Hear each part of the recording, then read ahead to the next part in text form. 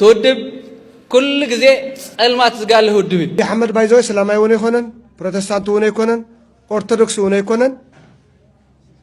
شيطاني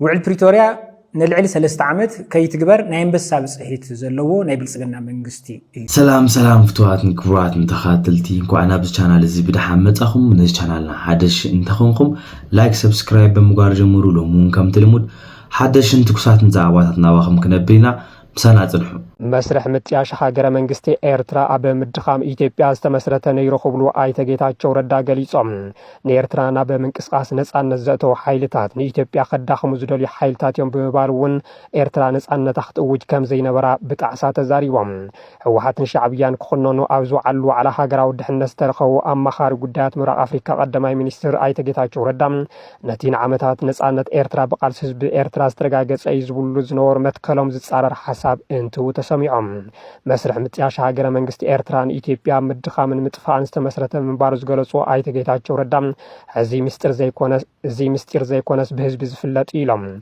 نيرتران دابا منقصاص نصان نزمرو حيلتات إثيوبيا خداخم وازدولي حيلتات مخانون أزخاخيرم نجزات إثيوبيا بعداويان بمبال كم فلمتو نصانت برتاو قالس زلعل شعبيا نسالس عامتات تقاليسو اموداتا إيرترا نصانت اكوان ترغاغصلم هوحات ونغنا نصانت إيرترا زدግፍ እዩ ኣብቲ ነጻነት ኤርትራ ዝድግፍ ህወሓት ንዓመታት ኣመራርሓ ዝነበሩ ኣይተ ጌታቸው ረዳ እምበር ሕዚ ንነጻነት ኤርትራ ዝድግፉ ሓይልታት ንኢትዮጵያ ከዳኽሙ ዝደልዮም ክብሉ ተሰሚዖም ዘለዉ ህላዊ መንግስትነት ኤርትራ ወትሩ ምስልሒት ምድኻም ኢትዮጵያ ዝተኣሳሰር እዩ ዝብሉ ኣይተ ጌታቸው መንግስቲ ኤርትራ ኣብ ኢትዮጵያ ዕነውቲ ሓይልታት ብምውዳብ ኣብ ኢትዮጵያ ዝኾነ ይኹን ዘይምርጋዕ ክፍጠር ክሰርሕ ከም ዝጸንሐን በዚ ድማ ንጸጥታ ኢትዮጵያ ኣብ ሓደጋ ከም ዘውድቐን ገሊጾም ወተሃደራዊ ኣማኻሪ ኢታማዦር ሹሙን ሓላፊ ኣመራርሓ ተኹስን ጀነራል አለምሸት ደግፈም ህወሓት ሕዝውን መንኣሰይ ትግራይና በሓድሽ ኩናት ንምእታው ኣብ ምድላው ትርከብ ብምባል ይኸስስ ኣብ ዝተፈላለዩ ከባቢታት ሃገርና ዘርአ ዘሎ ናይ ጸጥታ ጸገማት ቀንዲ ምኽንያት ጽንፈኝነት እዩ ዝበለ እቲ ጀነራል ኣብ ዝሓለፈ እዋን ኣነ ጥራሕ ዝብል ኣኽራሪ ስነ ሓሳብ መንኣሰይ ህይወቶም ክኸፍሉ ሃገር ክትደሚ ጸጋታት ሃገር ኣብ ክንዲ ንልምዓት ንኩናት ክውዕሉ ከም ዝገብሩ ገሊጹ ኣኽረርቲ ኤሊት ብሄሩ ብዘየገድስ ብዘይካ ናይ ባዕሉ ስልጣን ድሕነት ህዝቢ ልምዓት ሃገር ላዕላውነት ሃገር ዘኽየኽብር ሓይሊ ብምባል እቶም ሓይልታት ምስ ባዕዳውያን ጸላእቲ ብምትሕባር ኣብ ልዕሊ ህዝቢ ናይ ባዕሎም ረብሓ ብምጽዓን እቲ ደም ምፍሳስ ይቕጽል ከም ዘሎ ሓቢሩ ጉጅለ ህወሓት ኣብ ዝሕዚ እዋን ኣብ ልዕሊ ህዝቢ ጉድድ ወተሃደራዊ ምልመላ የካይድ ከም ዘሎን ልክዕ ከምቲ ቅድሚ 5 ዓመት ዝገብሮ መመሊሱ ይጅሃር ከም ዘሎን ገሊጹ ቅድሚ ሕዚ ዝተፈጠረ በሰላ ኩናት ከም ዘይሓወየ ዘመላኸተ ጀነራል አለምሸት ሕዚ ድማ መንኣሰይ ትግራይ ናብ ኩናት ንምድፋእ ኣብ ምድላው ከም ዘሎን ነዚ እኩይ ዕላማ ምስ ውሽጣውን ወጻን ጸረ ሰላም ሓይልታት ብምትሕባር ጸገም ምፍጣር ይሸባሸብ ኣሎ ክብል ንህወሓት ከሲሱ ጀነራላት ብልጽግና ህወሓት ንኩናት ይዳለሎ ብምባል ዋላ እኳ እንተኸሰሱ ንዝሓለፉ 3 ዓመታት ብሚልዮናት ሰራዊት ብምስልጣንን ድሮናት ኣብ ምዕዳግን ተጸሚዶም ብምጽናሕ ካብ ወርሒ ጥሪ ጀሚሩ ኣለና ዝብልዎ ሰራዊትን ኣጽዋርና ወሰን ትግራይ ኣጸጊዖም ከም ዝርከቡ ግን ፀሓይ ዝወqa ሓቂ تودب كل جزء المات قال له الدبي سلمت مت يبلمو قله له بيلها موت برتات يفتر سواء شوعتن سسان شومنتن سواء شوعتن تسعن سلستن تسنت تورار استعوجلنا ولا هذون قدمي هزو منقسنا نابطو يملس زبل أجندا مزرقحناكو تماخلاي كوميتي معالتاوي أب تحت درون كويني قمقم نيرو معالتاوي بقى خلن تنستاكمنا لنا داراشش معالتاوي درون متيات زنبين نيرا لعلتا درون زقدسنا وشت زرازل لحمق ينس نوتخ إلنا قريتنا أتينا تناقفنا قطع زقبو تقطعو كتابع زقبو تتابعو كنكف زقبو تناقفو أي صلاة هذه يوم رخيبة يوم ذلخو فحبتني لهم مليسهم كلتن سلستن كوينونكم أتيهم نقال يوم بجنزب نقال يوم بمغشش نقال يوم بمجع قبلهم يلو ها هي لن تتبع تما خلاي كوميتي نوشتو بزي محرات تقطع قيتقن حدا خوينوت ها هبل هلاي كوينو مالتي أبي زغنا قسية زوزلة زعقر قب زوزلة سلامي إذا سلامي أنا نير حكي أبهالو يرد يعني أي محمد بايزوي سلامي وني يكونن بروتستانت وني يكونن أرثوذكس وني يكونن شيطاني ሃይማኖት እዩ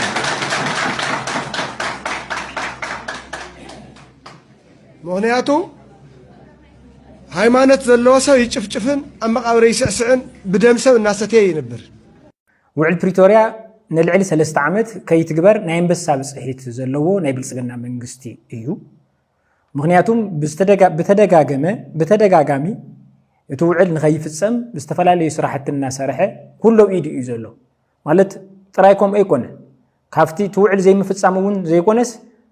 ወራር ንኽፍጽም እውን ተፈላለየ ምድላዋት ገይሩ ተፈላለየ ምንቅስቃስ ገይሩ ሕዚ ትግራይ ባዕሉስ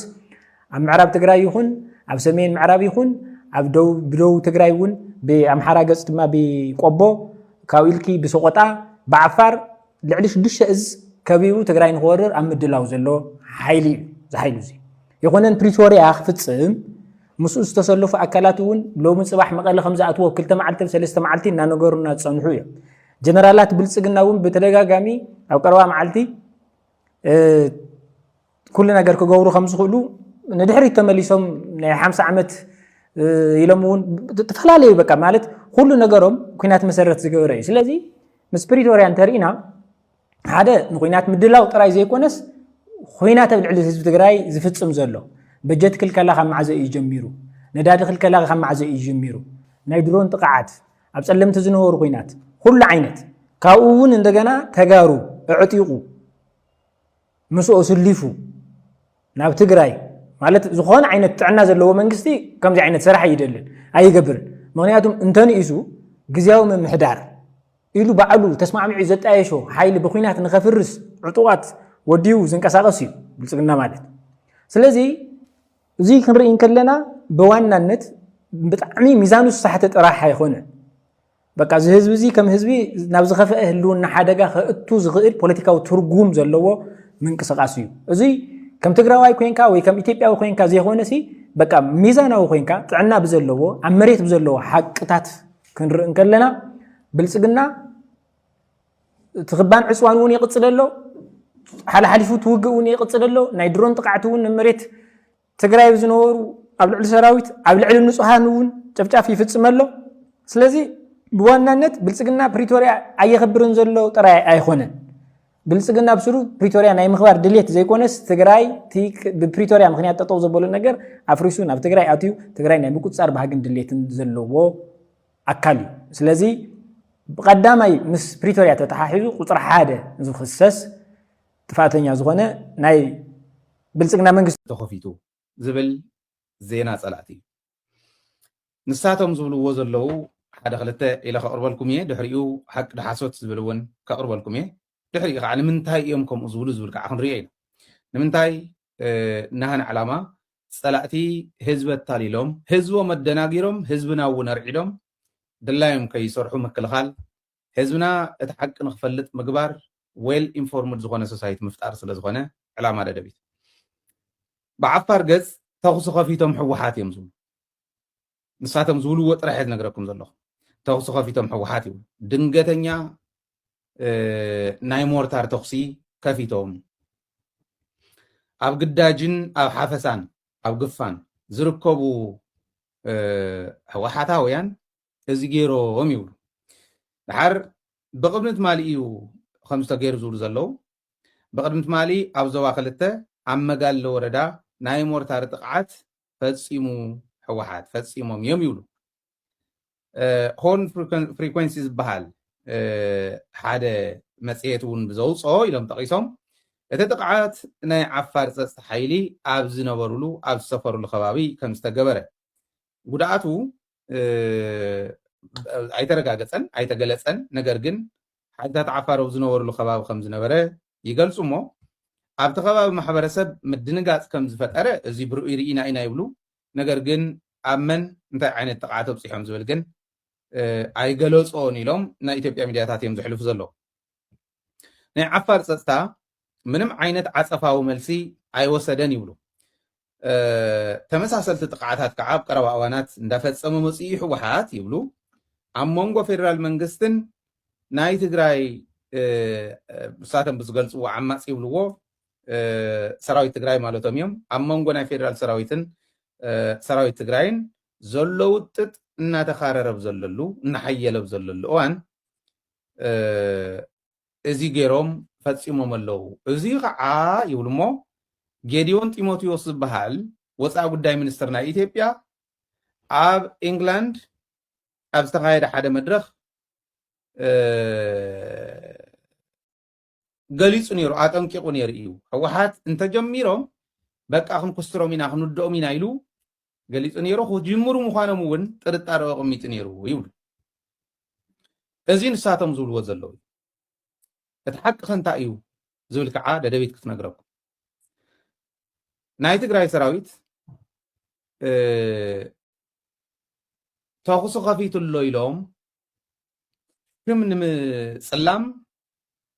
ናይ ሰራዊትና ሽም ንምፅላም ጥራሕ እንተይኮነ ዝወደቐ ናይ ዲፕሎማሲኦም ጉዕዞ ንምስትኽኻል እንተዘይኮይኑ ናይ